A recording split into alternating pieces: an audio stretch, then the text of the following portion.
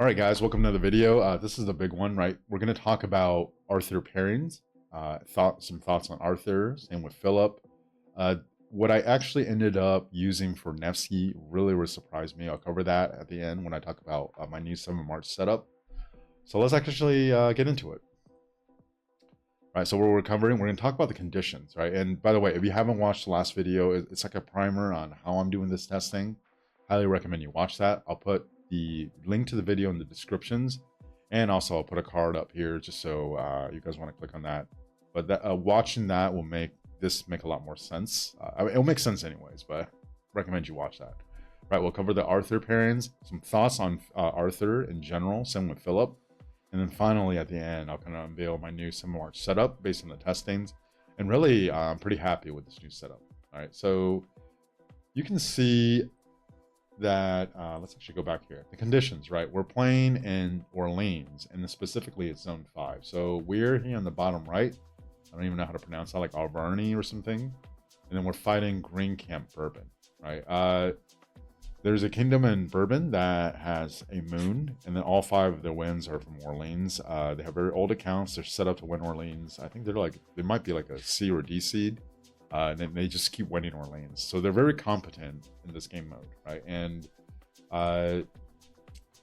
the situation, and it was really important that I actually did the testing in Zone 5.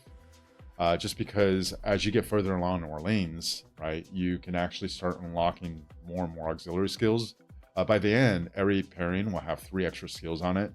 And that starts to take away from the quality of the base march, because you could run pairings that actually don't work that well and make it very powerful in Orleans. Like an example I gave in the last video would be ZL and YSG. Right, a lot of damage output, but very slow, almost the slowest you could get.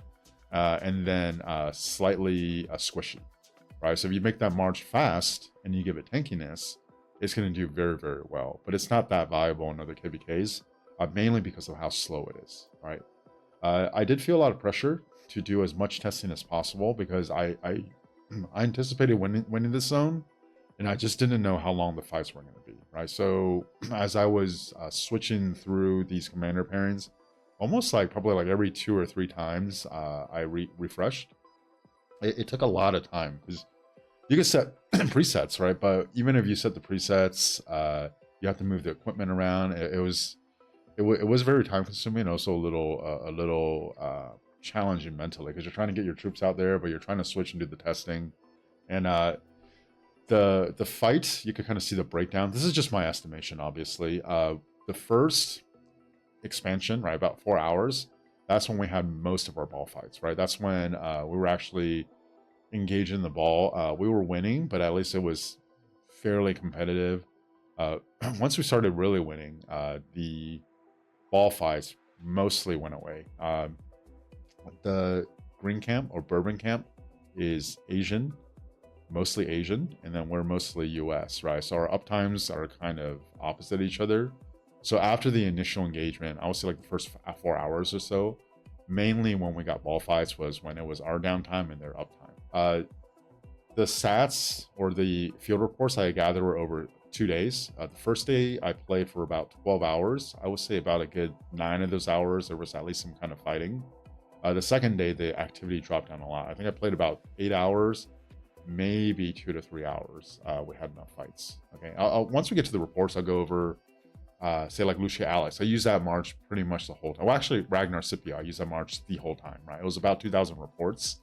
So if over 2 days of fighting it was 2,000 reports, right? And you saw something where I ran 200 reports on it, that means I was able to use that march about 1/10 of the time over 2 days. And I feel like that's kind of like the minimum for me, where the sample size is significant enough. Even though some of them I feel like I would like to do a lot more testing. 200 reports, or about 10% of a 2-day fight, to me is about significant enough, right? Some of the other stuff, let's cover the percentages. About 15% ball fights, mostly in the beginning of the zone opening, and then when it's their uptime and our downtime, that's when they're willing to come out. Another 50% was like what I call like small open field skirmishes, right? We would random TP somewhere. There might be a group of 5 or 6 of us to delay a flag build, to do whatever, right? So It wasn't like the typical ball fights where you ball up on one side and the other. Even though you could try to ball, but it's just like a lot smaller scale skirmishes. About 40% of it, the majority of it was actually getting cheeseburger. If you don't know what that is, that's basically they just hide in their city, and then whatever you need to do, whether you're trying to burn a fort, a flag, right? And then on the way there, on the way back, and then even as you're there, they would pop out of their city, hit you really quick. Usually you see like a Luce Alex march. We saw some like Shajar Cho, which is kind of crazy when you think about it. It worked surprisingly well, by the way, right? And getting cheeseburger, usually you're not going to trade that positive, right? And also the skirmish where the engagement is like 1 or 2 turns, maybe 1 skill cycle, and they go back in. So the report number is a lot lower. And then the last 30% is what I would call like disadvantaged skirmishes, right? Where you would have to push onto their territory again to like burn a flag, a fort, or whatever, or you're just kind of running around their territory just because you want to get some fighting, right? And then when that's the case, for example, archers are at a huge disadvantage because the cheeseburgers are going to target the archers first, right? They're going to target the archers first, but then when you're retreating, they're on territory, they're a lot faster, you're a lot slower.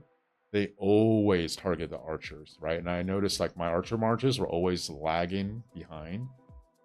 You also getting like a marching speed debuff, and then a lot of times they just get taken out and they get sad face. So I do want to caveat that for the type of fighting we're getting, I feel like archers kind of get the short end of the stick as far as the advantage. Like they're probably better than the reports are actually showing. And then especially when you get into the ball fights, right? If it was all ball fights, the double AoE from archers, where even like Zio Philip, the amount of damage it's going to pump out will be much, much higher. And it doesn't have to deal with a lot of the stuff where archers are getting deliberately targeted. Finally, I showed my equipment and armaments again in the last video, but my armaments and my equipment are pretty they're pretty on par with each other, right? So I didn't really specialize in one set. I do have a better set of infantry, archer, and cav armaments, right? And then I do have a slightly better set of like infantry, cav, and archer equipment. But comparing the troop type, best of each troop type to each other, I would say they're fairly comparable. So I actually feel pretty comfortable telling people, hey, this cav to archer comparison is relevant, or this archer to infantry comparison is relevant, just because the equipment and armaments on the best set is pretty comparable to each other. All right, and then finally, if you see this picture here, they kind of cleared out at this point. We got the burn, but essentially it was down to this like 1 fort node, and it was just full of cities, right? And that was when we were getting cheeseburger the most. You want to march to try to burn that fort to do anything, they're just waiting their cities along the way. They feel like they have a numbers advantage. They'll all pop out of the city at once and just surround you, right? So that's kind of the nature of a lot of the fighting we got. All right, first, let's go over the Philip pairings. I do have some non-Philip pairings on here for comparison, right? So you can see over here the reports. Keepers Mike added this number of reports, which is game-changing. Luce Alex was a march I ran the second most, right? The march I actually ran the most was Ragnar Scipio. I never broke that up, so that was like a constant. That was a little over 2,000 reports. If you add the 2 Luce reports, these are the only 2 reports of Luce in it. I ran Luce Alex, 1,871 reports. Luce Philip, I did 155 reports, right? You add those 2 together, it goes a little over 2,000. That was it. That was like about 2,000 reports for 2 days of fighting. You can see here what seeing the number of reports allows you to do is it allows you to actually start calculating the average sevs per report. This is very, very low compared to, let's just say if you have an imp KVK where it's pretty even on the field and they were just constantly sad facing and then going back into the ball, and then it's in a big ball fight. The numbers will be a lot higher, right? This one, I could get cheeseburger once, they go back in, and that's a report, and it'll actually drop the number lower.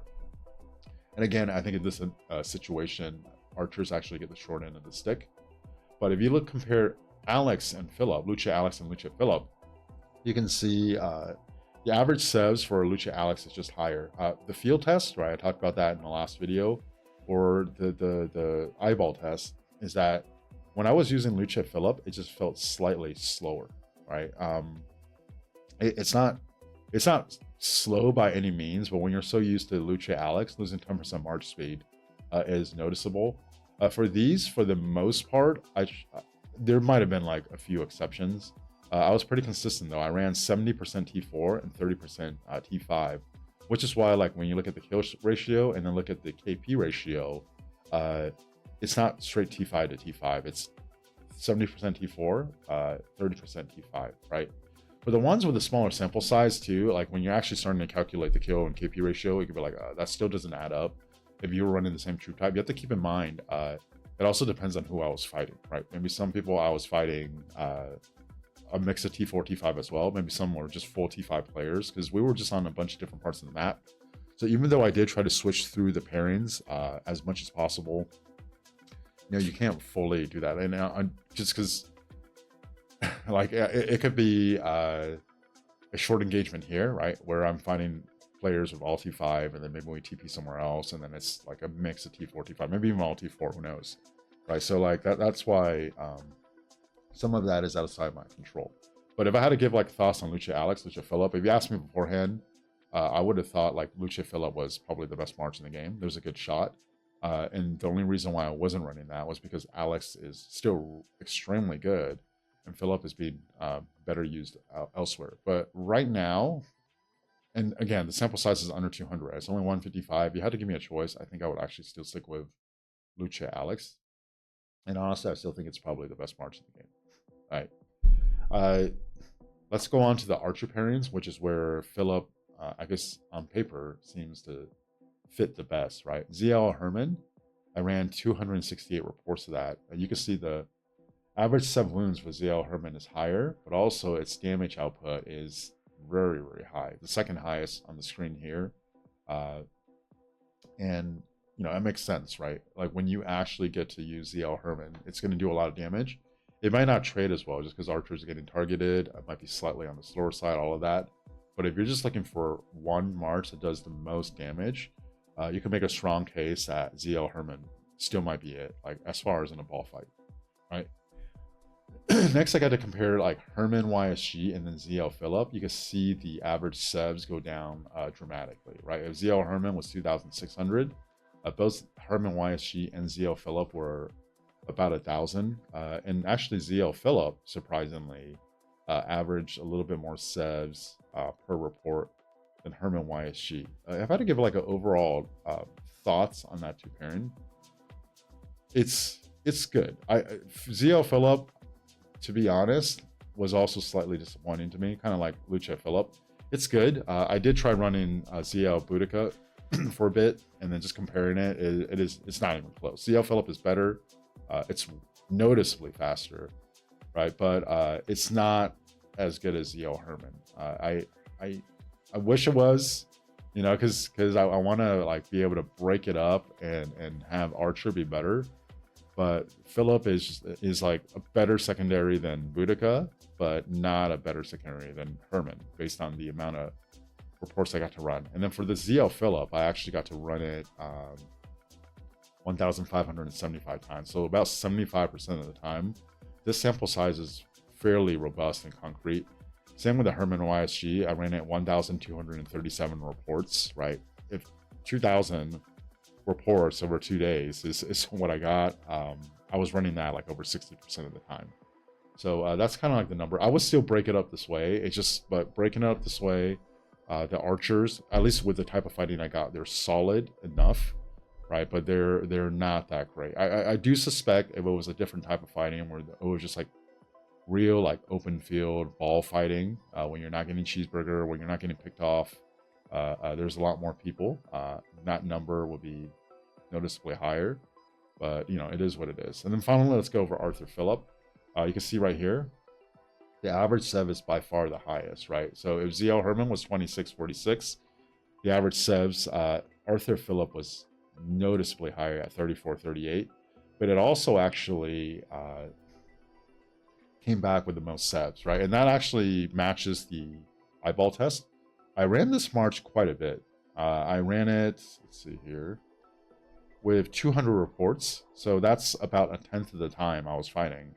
I ran Arthur Phillip. And it was challenging because when I ran Arthur Phillip in the secondary pairing, I ran Neb Joan, right? And again, the best set of equipment is on Arthur. even though I do have an arch set. It's comparable to my second best sets of armaments, but I don't have special inscriptions and stuff like arch cavalry set, so it is slightly worse. But on the field, what I noticed was just that the Arthur Phillip marches seemed to always be like lower in troop count than others. Like it would get to yellow fairly quick, and there's two like, I guess, explanations for this right away. Right, one, Arthur Phillip might just be too fast, right? So it's one swing into a bad position. And then the second one is that Arthur Phillip is just not that tanky, right? Phillip offers no defensive capabilities for cavalry, and Arthur, besides a 20% health, doesn't have much more, right? So it's better than XY, but is it that much better? Not really. I'll go over it in the next video. I mean, the next page, but I suspect it's not the march speed, because there's other marches I ran that have just as much march speed, maybe even more, that actually did about the same or slightly better as far as trades, right? I think Arthur Phillip is just very, very high damage and also just very squishy. Like if I had to take a guess, I think that's what it is. I kind of do wish I had more than 200 reports to share for it. If it was like 500 reports and then the stats are still consistent, I could say it with like a level or maybe 2 higher of confidence. All right, so let's actually get into the Arthur pairings. So on here, you can see that I ran a bunch of different ones. So I do want to kind of go over, whenever I ran Arthur as a primary, I did Arthur Phillip and Arthur William. Then the other pairing will be Neb Joan, right? And the Neb Joan, you can see right here in the middle, 1,047 wounds, dealing 1,368 sub wounds, about a 2.42 KP ratio, right? This is my second best set of cav equipment, but my best set of cav armaments. I have 2 special inscriptions on there, and it's pretty good. It's not the best, obviously, but it's pretty good, right? So that's kind of like the baseline, right? And you can see when I'm running Neb Joan versus an Arthur Phillip in the middle over here, right? The Neb Joan traded better, but the Arthur Phillip average sev was like more than 2 times like more damage it was dealing out. You can see it on the screen too. When you're running Arthur Phillip, these like red numbers just constantly popping off, whether it's Arthur's combo attack, his procs, Phillip's instant proc, and it's just like there's just always like red numbers popping off. That's doing a lot of damage. I think also for the type of fighting we're getting, yes, you're probably going to get cheeseburger and picked off, but also it's specialized for this type of fighting. If I had to pick one march that's best for cheeseburgering and anti-cheeseburgering, right, it might actually be Arthur Phillip, even better than Lucha Alex, in my opinion. All right. Some of the other ones, right? So then I tried running, for example, Nevsky Arthur. And when I ran Nevsky Arthur, then I ran Joan Belly. It's down here in the bottom. And you can see both actually did noticeably worse, right? Still traded positive, but the one that probably shocked me the most was Nevsky Arthur. If 2,000 reports was like about the total, I ran Nevsky Arthur for 404 reports, right? I only ran Arthur Phillip for 200. I actually ran Nevsky Arthur for double the amount of time. And you can see it's by far the worst performing march. It has like the second lowest subs dealt. It has the second highest average subs taken. The KP ratio is the worst. It would shock me. I actually thought this was probably going to be the best Arthur secondary pair I could run, and it was just lacking. You know, I don't know what else to say. I theory crafting wise, I can't make sense of it. It should theoretically work, but after 400 or something reports, if it doesn't work, I kind of have to acknowledge that. At least for this round of testing and the type of condition I had, it just didn't work that well. Like when I was running Nevsky Arthur, I was running Joan Belly with it, right? And Joan Belly is doing almost as much damage, taking less sevs and just trading better. Like and you know, it's a solid march in my opinion, Joan Belly, but it's not like spectacular, right? So I don't know what else to say with that. And then when I ran Nevsky Arthur, which is up here, it did significantly better. And Nevsky Arthur is actually one of the cav marches I settled on. You can see I ran that for 617 reports. Again, to me, that's significant enough. And it did the second most average sevs on the screen, right? Damage dealt. and it actually didn't take that much damage. Joan does have a little bit of health, but also I think what probably makes a huge difference is actually the support tree.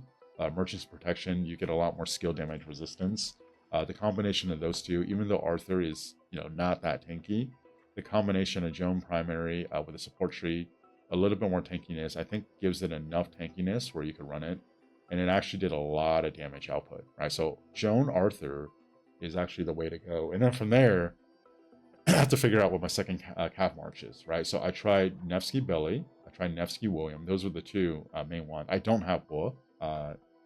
And if you look at Nevsky William down here, compared to Nevsky Belly, right? Nevsky Belly just did more damage. It's much tankier. It's noticeable. And even though it's very, very fast, because of how tanky it is, and you want Belly to be fast so you could connect to whatever you're surrounding right away, it did very well. And that's actually my second cap pair. It's going to be Nevsky Belly. I did not expect this. I love, William was probably my favorite commander of the game, or second favorite. I feel like he was always very underrated.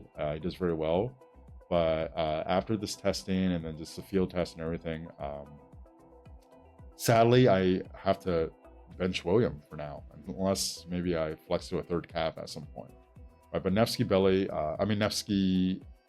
Joan Arthur does a lot of damage. When I first made a theory crafting video about first thoughts on Arthur, I speculated that that's a pair I want to run, and it actually ended up being the best pair. Joan Arthur or Nevsky Arthur is no competition. Joan Arthur is just a lot better. And the sample size there is big enough where I can confidently say that. I did mess around with a little bit. You can see I did 16 reports with Joan Philip.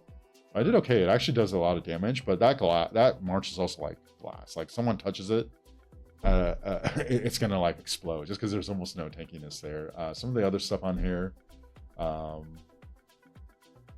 let's see that. Did I go over? Oh, I did also try running Arthur William, right? So you can see I actually ran that even more than Joan Arthur. I ran Arthur William for 684 reports, right? That's one I wanted to start with because I did want to try to run Arthur primary, but I didn't want to bring Philip over behind Arthur because I want to keep the Philip with the archers. And Arthur William is okay, right? Average taking 1,103 sevs, dealt 1,301 sevs. It's okay if you really want to run Arthur primary and want to run Neb Joan or even Hua Joan or something, you could do that. But knowing what I know about Arthur Philip, and then also just kind of Joan Arthur, that's just not what I would end up running. But it was solid. You can make it work for sure. And I think that's actually everything on the screen there. And just to kind of go back to the Philip pairings, some of you guys are probably wondering, where's William Wallace? I put about 50 gold heads or 50 heads into William Wallace. And then after seeing kind of the initial round of testing of people on KVK, realized that I think Luce Alex is better. So there just wasn't a place in the lineup for William Wallace for me. And then for sure, as a future investment, I just don't think he'll last that long. So I decided to skip him. Hua already, at this point, it is what it is. I've given my opinion on Hua. I think he's good, but he's very overrated. Straight up as a commander, I would still take Nevsky over him, just because Nevsky didn't pair well with Arthur. Doesn't mean he's still not a good commander, right? And I actually found a really good home for Nevsky, which is pairing with Belly, and that's actually going to be the march I run eventually. Right? So unfortunately, I can't show any kind of Hua testing or any kind of William Wallace testing, or actually any Asher Benapal testing, right? Asher Benapal, I suspect, would actually do really, really well with Philip. Philip's expertise pairs very well with launching more active skills from Asher Benapal, which would trigger his expertise more. If I had Asher Benapal, I would probably just run ZL Herman and the Asher Philip and then call it a day. And I think that would actually kind of up the quality of my archer marches overall, but I don't have them. Right, so those are kind of holes in the testing here. So finally, let's actually go over my 7 marches.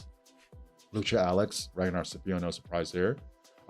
Some thoughts on Ragnar Scipio, talked about it. It's just a solid march, right? You can see it's not the best, right? It's kind of middle of the pack, right? But it's tanky enough. It does enough damage. It does its thing. It doesn't feel too slow. Just very solid. Ragnar is a good commander right now. Right? I don't think he's a good long-term invest, just because he doesn't have a lot of things besides having more damage than everyone else, or a lot more people having more damage than most of the commanders right now. But even this generation, I think you're going to start seeing the power creep where Ragnar's damage isn't that outstanding. And as soon as it's not that great, there's not that much that's going to keep Ragnar around from him getting replaced, right? So the 2 Archer Marches I already went over. I'm going to run Zeo, Philip, Herman YSG. You'll see the subs are lower. Probably the nature of the fighting I got. It is what it is. 2 Cav Marches, Joan Arthur, Neb Belly, and then obviously I have a Siege March, Gaja Cordoba. The Siege, you can see here, actually traded negative, but the KP was actually positive just because I'm running all T4. And also, when you're taking the kind of fighting that we're getting, you have to bring your Siege into a much more like riskier place, and a lot of times you're using it as bait, right? So like ideally for Siege, you just camp on like the other side of a bridge or a river, or even like a ball fight that's not moving much, and you're just getting free shots. I did not really have that this KVK. So the times I did bring my Siege out, it was to actually use it as bait, just to move it into a more risky territory, or it was something because I was moving Philip, for example, behind Arthur, right? And then right now we're in zone 5, so I can only run 6 marches. So instead of running a second Archer March, I would just bring out a Siege March, so I could still bring out 6 marches on the field, right? But you can see though, right? Like the Gaja Cordoba got swarmed down a lot, and Sat faced the most out of any marches I had. It averaged 2,294 subs. Arthur Philip averaged 2,072 subs, so almost as much as the Gaja Cordoba.